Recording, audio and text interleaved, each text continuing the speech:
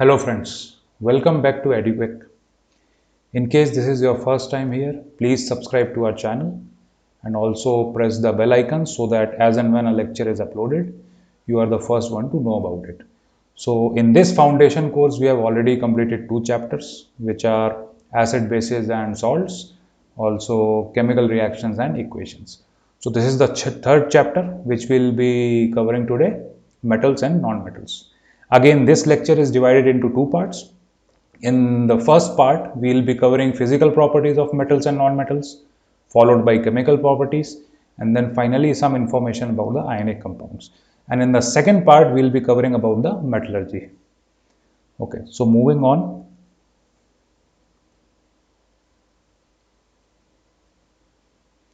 So let us look at this periodic table, and I will try to give you a classification or which side of the periodic table predominantly metals are found and which part of the periodic table non-metals are found.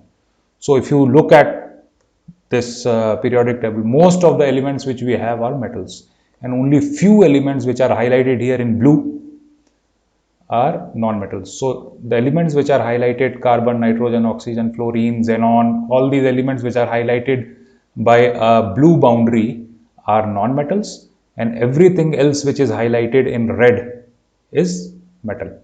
So you see most of the elements are metal. There are some elements which are neither classified as metals nor as non-metals like boron, silicon, germanium, tin and all these elements. Sorry, not tin, this is antimony.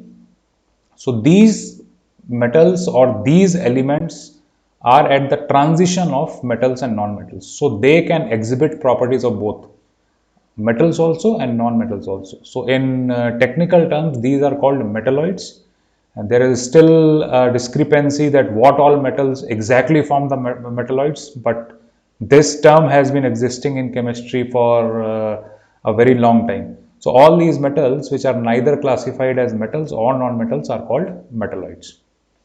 Now moving on, coming to important physical properties of metals. So you can see the first property is most of the metals or almost all the metals are solid at room temperature except mercury. You know, mercury is also filled in the thermometers, and if by mistake you have ever broken a thermometer, you can see liquid mercury, it's very difficult to get hold of the liquid mercury. So you can see an image here which is showing once the thermometer is broken, what comes out or pours out is nothing but liquid mercury. Coming to second property, which is high melting point. So most of the metals have high melting point, but here also we have some exceptions like gallium and cesium, which have melting point lower than 37 degrees. So you can see our body temperature is 37 degrees. The moment you hold these metals in your palm, they will melt. And the moment you again get back into the atmosphere where the temperature is lesser than 37 degrees, they will again solidify. So those are two exceptions of high melting point metals. Coming to third properties, most of the metals are typically hard. It's difficult to cut them, but you can see the image here. This is sodium, and very easily it can be cut using a knife. So other exceptions are potassium and lithium, which can also be cut using a knife. The next property is metals like gold, silver, they are malleable and also ductile. So malleable means the ability to be beaten down into sheets, or you can, beat a metal down and draw thin sheet out of them. And ductile means the ability to get drawn into wires. So you can see this is a gold sheet. It has been beaten sufficiently so that it has formed a very thin foil. So this ability is nothing but being malleable, and the other one is being ductile. So you can see a pile of copper wires here. Even aluminium is ductile. You would have seen wires made of aluminium, gold, silver, copper. Next property is luster. Luster means nothing but metals are mostly shiny in appearance. So you can see the example here. Metals are good conductor of heat, like gold, silver, copper and even gold. They are good conductors of heat. All your utensils are also made with, I would say, aluminium or copper, because these promote good heat transfer. Even in your air conditioning or the condenser tubes, which are made from mostly copper. So you can see the example here. This is inside of a condenser and the tubes are made of copper. Most of the metals are sonorous. Sonorous means when you strike it against a hard surface, you can hear a sound. So you can see the example of bell here. So when you ring a bell, the metal produces sound. Good conductors of electricity. Finally, the metals are good conductors of electricity. Let us spend some more time here at why exactly metals are good conductors of electricity and why not the non-metals. You can see copper wires. Even in your household electricity fittings, you could have seen copper wires. Also, there are aluminum wires. Okay, to explain the phenomena of conduction of electricity, let us go a little bit into deep. So, y-axis here is nothing but energy. And these are three types of materials. So, insulators, semiconductors, and conductors. There are other materials also like superconductors, but we will discuss about them later. But right now, let us consider three broad classifications of materials: insulators, semiconductors, and conductors. So, electricity or the phenomena of conduction of electricity is nothing but that is the movement of free electrons. So you can see two bands here. One is valence band. Valence band is where all your valence electrons, or commonly known as the electrons in the outermost shell, they are typically placed. So that is valence shell. And once the valence shell electrons move into the conduction band, then once you apply a potential difference or you apply a connect the metal to a potential difference or battery, the current flows. So unless the electron is in conduction band, the current will not flow. So you can see, and this is the gap which is called band gap. This is the energy difference between conduction band and valence band. So as long as this band gap is huge or it is significant, the electrons will not be able to move to conduction band and your electricity will not be conducted. This gap is highest for insulators. So you can see it is very difficult for these electrons under normal conditions to jump to the conduction band and start conducting electricity, because you have to supply this much energy to insulators before these electrons can jump here. This band gap is lower for semiconductors. You can do this by doping or mixing with some impurities. You can also heat them up to supply this energy. Basically, the band gap is much lower than what it is in insulators.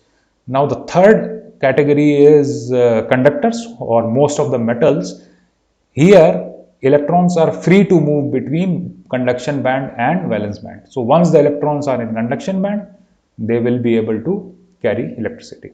So, that is the difference between three broad classifications. So, you can see there is almost no energy barrier or band gap between the conduction and valence band. That is why metals are good conductors of electricity, unlike insulators where the band gap is huge.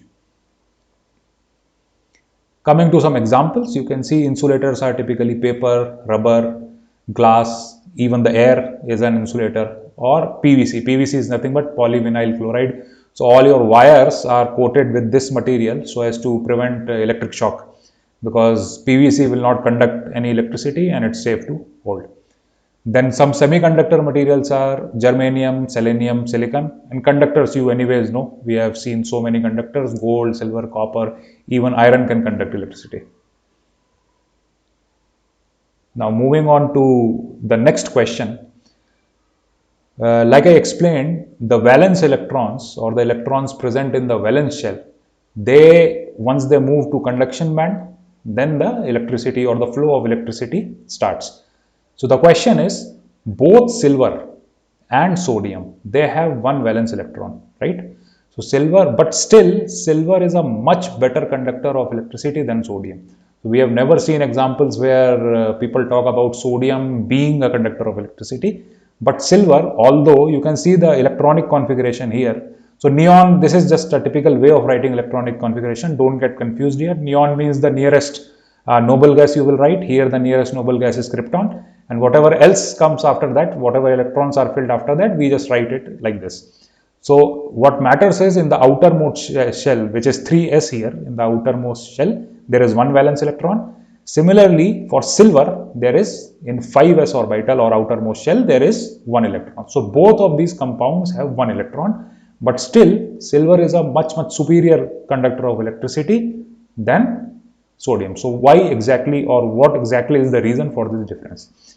You can think it for some time, But if you look at this electronic configuration, you know sodium is a small atom. It has a nucleus, and nucleus will have neutrons and protons. Since nucleus is charged, positively charged because it has proton, these protons will exert a pull on the outermost electrons or the electrons in the next shells. So stronger the charge or stronger is the force with which nucleus pulls these electrons, difficult it is for electrons to move, right? So sodium being a very small atom compared to silver, silver has a lot of electrons in between. So you can see it is going up till 5s orbital, and this is only ending at 3s orbital. So the pull of nucleus on this electron will be much weaker compared to this electron. Yeah, because you have so many electrons in between, there will be steric hindrance, there will be steric effect, the charges will start getting cancelling out, and also with distance the nuclear force will weaken. So being a larger atom, this electron is relatively free to move when compared with sodium, because the radius is small and the nucleus will be pulling it with more effective force. That is the reason this electron is able to freely jump into the conduction band. It's not experiencing very high nuclear charge and it's free to move. And that is the reason why silver is a better conductor or a superior conductor than sodium. Moving on to next topic, coming to non-metals. We have seen so many properties of metal. Let us also talk about some properties for non-metals. The first one is, it's mostly all the non-metals are mostly gases or solids at room temperature, exception being bromine. So bromine is liquid in at room temperature. So you can see it's a purple colored liquid at room temperature. Second property is non-lustrous except iodine. Just like metals were shiny, non-metals are typically non-shiny, exception being iodine. So you can see this is powdered iodine and it has quite a luster. Coming to the next property, they can exist in allotropes. So allotrope is nothing but element existing in more than one physical state. For example, carbon.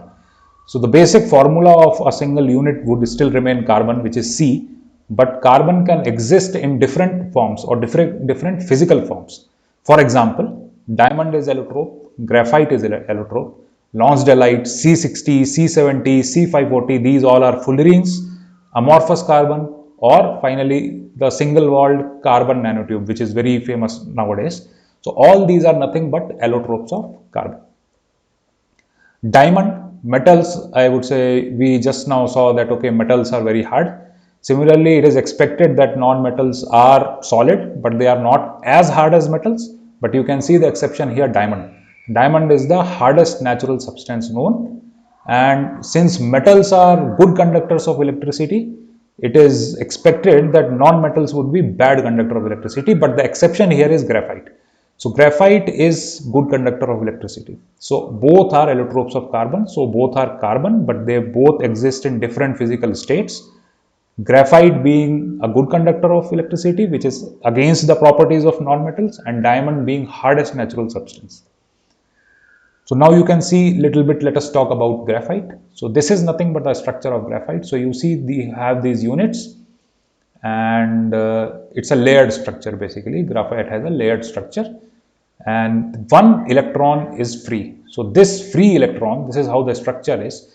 And this free electron is responsible for good conductivity or good electrical conductivity of graphite. Because this electron is free, it can keep on moving in this direction because this is just one unit. It will be a whole set of units in the graphite sheet. This electron can freely move across the horizontal plane in this direction and it can conduct electricity. But can graphite conduct electricity in all directions? The answer is no, because electron is free here. It cannot move in this direction, up and down direction along the, I would say if you consider this as a cuboid, it cannot move in the vertical direction. It can only move in the horizontal plane or in the direction parallel to the direction of these layers. So graphite conducts electricity, but only in one direction. That direction is parallel to the surface of these units or parallel to the plane of these units, these hexagonal units. So if you look into depth or if you look at the structure of graphite in detail, these will be hexagonal units, and the conduction of electricity is only possible in a plane parallel to that. Now, it cannot conduct electricity in this direction, perpendicular direction, but it can conduct electricity in parallel direction. So, it's showing different property in different directions. Such type of materials are called anisotropic. So, that is what our second question is. What are such materials called? These are called anisotropic material because they exhibit different properties in different directions. One more very interesting question about graphite. Weak van der Waals forces between the layers. So this is one layer, this is second layer, this is third layer, and you will have repeating units throughout. So in vertical direction between these two layers, there are weak van der Waals forces or weak forces. So can you think of, or can you try to apply some logic and think of that where exactly would this property or this characteristic of graphite can be used? So if the, I would say, interaction in y direction is weak, can you think of any application where this property can be utilized? So the answer is lubrication. So you know, because there are weak forces between the layers, it's very easy for layers to slip on each other. So once the layers slip on each other, you can apply it to moving parts or machines where you need to reduce the friction. So this is a very good or very important property of graphite which makes it suitable to be used as a lubricant. Because it can slip, the layers can slip, there is weak force between them, and it can reduce the friction of the surface and hence provide lubrication. Now coming to chemical properties of metals, most of these reactions we have already seen in the previous chapters. For example, when we were doing chemical reactions, equations. So most of these reactions are done. However, the important reactions which were not covered in detail or which needs some special attention from the context of metals, we will look at them again. So first reaction is metal plus oxygen will give you metal oxide. This is a very common reaction. So metal oxides react with both acid and base to produce salt and water. These oxides are called amphoteric oxides. So we have spent a very good time explaining what amphoteric oxides are and what exactly are the reactions of amphoteric oxide in our first lecture. So in case you have missed that lecture or if you want to revise it again, I would advise you to go to that lecture. All the lectures are uploaded in the channel link. You can simply go through and revise the concepts because we have spent a really good time explaining what amphoteric oxides are. Basically, just to revise, these are oxides which can react with both acid and bases. Most metal oxides are insoluble in water, but some like Na2O and K2O are soluble, and when you put them in water, they form bases, basically sodium hydroxide and potassium hydroxide. So when you put metal in water, it will produce metal oxide and it will produce hydrogen, and hydrogen can be detected by a flame test. Then you have metal oxide, and when you put metal oxide in water, it forms metal hydroxide. So these are basic reactions. I would say the first reaction is this. When you put it in oxygen, it forms metal oxide. When you put metal oxide in water, it will give you hydroxide. And when you react metal with directly water, it gives you a metal oxide plus it releases hydrogen gas.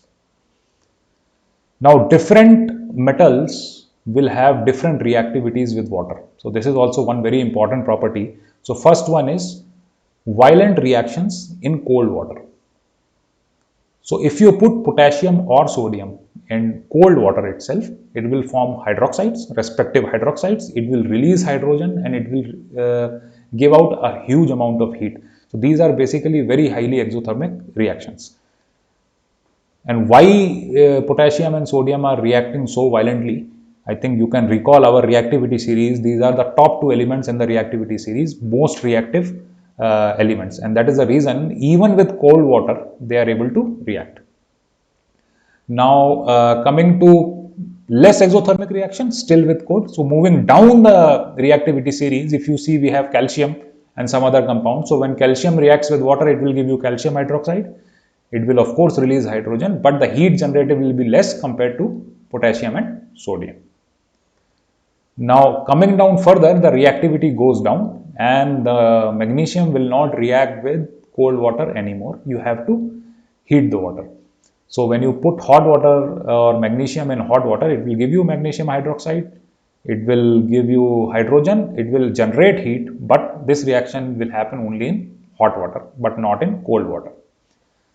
Further coming down to the bottom part of the reactivity series, you will know aluminium, iron and zinc, they do not react with water at all. They need steam. So steam is even, I would say, a step more. So when you keep on heating water beyond 100 degrees Celsius and put it under some pressure, you will be able to get reactions from aluminium, iron and zinc also. So this is one reaction showing what will happen if iron reacts with water. So it forms Fe3O4, which is magnetite. Lead, copper, gold, silver, because these are the last few elements in the reactivity series, they will not react with water at all. The question here is, what is the key observation? The key observation is the reactivity, as the reactivity decreases, or as we go down the reactivity series, the reaction keeps on becoming less violent with water. For example, even with cold water, it's a very highly exothermic reaction with potassium and sodium, while towards the bottom of the reactivity series, lead, copper, gold and silver, they don't even react with water. Now coming to reaction with acids. So of course we know metals will react with acid to give off hydrogen gas.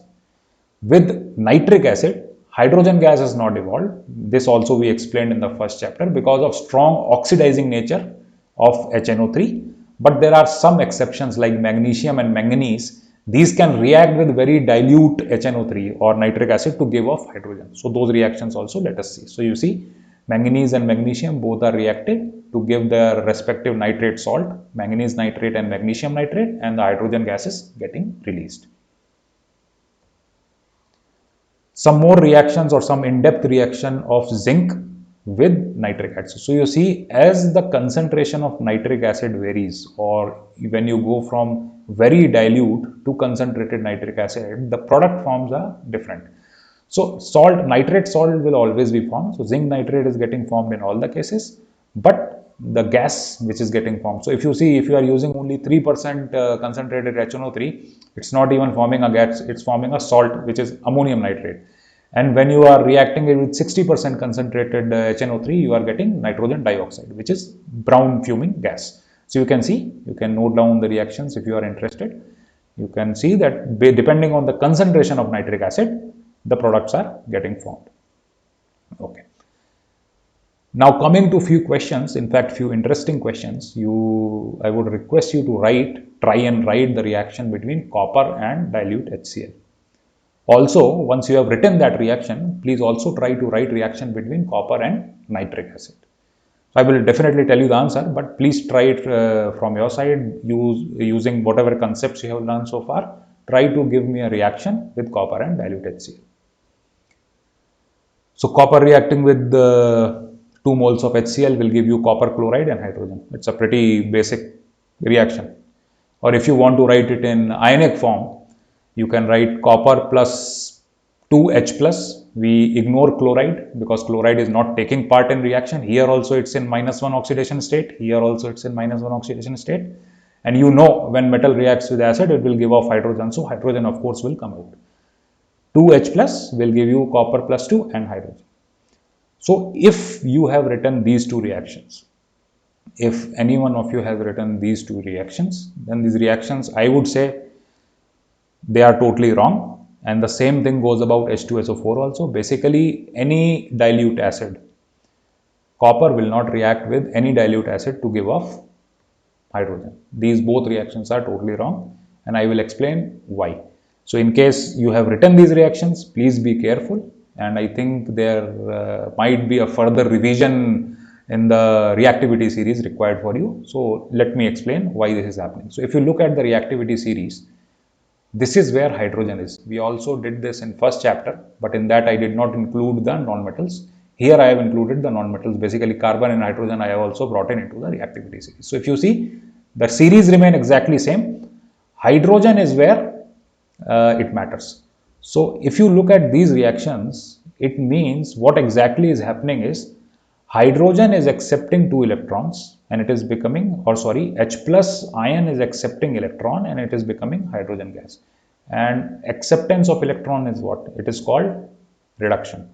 And loss of electron is called oxidation. So if you look at this series, I have already explained, this is the order of increasing electropositivity. It means elements, if you go from bottom to top, element will be very it will be very easy for elements to lose electrons, right? So potassium is very electropositive, more electropositive than sodium, more than lithium, calcium, magnesium. So electropositivity, or the ability to lose electron, that increases from bottom to top. So now we are saying hydrogen basically is more electropositive than copper. It means hydrogen will lose electron more readily than copper. But in these reactions, what we are saying is hydrogen will gain electron and form hydrogen gas. So this is not possible, right? Because hydrogen being more electropositive, higher up in reactivity series than copper, it is not possible for copper to reduce hydrogen, give it one electron and form hydrogen gas. So this is not possible. On the other way, hydrogen is more electropositive. So instead, hydrogen would try to lose one electron. So this reaction will dilute HCl or dilute H2SO4 will not happen. Coming to reaction of nitric acid. Now you can say the same logic can apply here also. Nitric acid will also give you H+. So copper should not react with nitric acid also. But here, if you see, there is no change in oxidation state of hydrogen. So here also, if it is H+, in water also it is H+. So this is not a typical acid and metal reaction. You see, nitric acid itself is getting reduced to NO2. And hydrogen is not getting reduced to H2. In fact, it is getting oxidized to water. So this is a different type of reaction, and because HNO3 is strongly oxidizing, it doesn't give off hydrogen. It gives off, it itself will get reduced to NO2. So the products formed are totally different. So here we don't have hydrogen, we have water. So that is why this reaction is feasible, and these reactions are not feasible because hydrogen is more electropositive. It will try to lose electron. It will not gain electron to form hydrogen gas. I hope this explanation is clear, because these concepts are important, and generally good competitive exams, they'll try to attack these conceptual problems only. Now coming to very noble metals like gold or platinum, how do we dissolve these metals? Because these are not reacting with any solvent. You cannot react them with HCl, you cannot react them with HNO3, you cannot react them even with concentrated H2SO4. So how exactly do we dissolve noble metals like gold and platinum? So there is a special mixture in which we take concentrated HCl to concentrated nitric acid and a ratio of 3:1, and this mixture is called aqua regia. I hope you have heard about this. So aqua regia is pretty much the most powerful solvent which will dissolve almost everything in anything. And that is why to dissolve metals like gold and platinum, we use aqua regia. And always remember the reactivity series. Whenever you are trying to write an electrochemical reaction or even a normal reaction, for example, displacement reaction, double displacement reaction, keep electronegativity series or electropositivity series in your mind, because these tricky questions wherein you will not know which salt will displace the other salt, or which metal will be able to displace the other metal from its salt solution, these things are very handy if you have electronegativity, this electropositivity series. If you remember these series, yeah. Now coming to ionic compounds, so some I would say some theoretical concepts about ionic bonds. So ionic compounds are basically the compounds which are formed using ionic bonds. So ionic bond results from transfer of electrons from a metal to non-metal in order to obtain a full valence shell for both atoms. So cations are positively charged, which are typically the metal, and anions would be the negatively charged, which is the non-metal. So what will happen? Each atom will try to fulfill its requirement of full valence shell. So everyone will try to have either 2 or 8 electrons in the outermost shell. So if metal has excess electrons and it has to lose maybe some electrons to fulfill its outermost orbit, it will give those electrons to the non-metal, which is ready to accept those electrons to fulfill its outermost shell. So it's like an exchange of electrons. So metal will give the electrons to non-metal to complete the valency of the outermost shell. Clean ionic bonding, in which one atom is completely transferred or one molecule completely transfers an electron to another, it cannot exist. It's always a mix of transfer and sharing. So all ionic compounds have some degree of covalent bonding. Covalent bonding is nothing but electron sharing. I just wanted to bring in this concept right now because we are talking about ionic bonds. No compound is 100% ionic. It will always have some degree of electron sharing also. So what do we mean by ionic bonding? If I am saying that 100% ionic bond is not possible, then what exactly ionic bond means? So ionic bond is where the ionic character is greater than covalent. It means when you have electronegativity difference between two atoms, causing the bonding to be more polar. Polar means nothing. You can see a dipole, or you can see a charge difference of negative and positive. So if one atom is getting more positive and one atom is getting more negative, you can see these molecule or this compound which is formed is polar. So for such molecules which are polar, which have more ionic character than covalent character, we call them ionic bonds. So it's the degree of, I would say, ionization. If the degree of ionization of degree of ionic character is more than degree of electron sharing, then we call a bond as ionic bond. Now coming to some properties of ionic compounds. The first one is they are hard and brittle because they have strong electrostatic forces of attraction between positive and negatively charged ions. They have high melting and boiling points because of this high ionic bond energy. It's very difficult to separate them. So for example, melting point of quicklime or calcium oxide is 2850 Kelvin, which is pretty high. And also the boiling point is in excess of 3000 Kelvins. They are generally soluble in polar solvents and insoluble in non-polar solvents like kerosene, petrol. Ionic compounds conduct electricity in molten state. Why in molten state? Because the thermal energy that you have provided to keep it in molten state, that thermal energy is sufficient to overcome the strong or high interionic bond energy. So that is why the molecules move apart and it transforms into a liquid state. And because once it is into the molten state and all the ions are separated, positive ions and negative ions, these ions become the charge carrier or they can transmit current. This is one scenario when ionic compounds can, conduct electricity. Other scenario is when they are dissolved in a solvent like water, because when you put them in water, they will get hydrolyzed and they will, for example, if you have KCl, for example, if you put it in water, it will exist as K plus and Cl minus. And these are anyways charge carriers, so they can support in conduction of electricity. So ionic compounds will conduct electricity in two scenarios. One is molten state because the thermal energy is sufficient to overcome the strong attraction forces, electrostatic attractive forces. And second is when you put it in water, it will hydrolyze and it will exist as ions. So when it exists as ions, it is very easy for it to conduct electricity.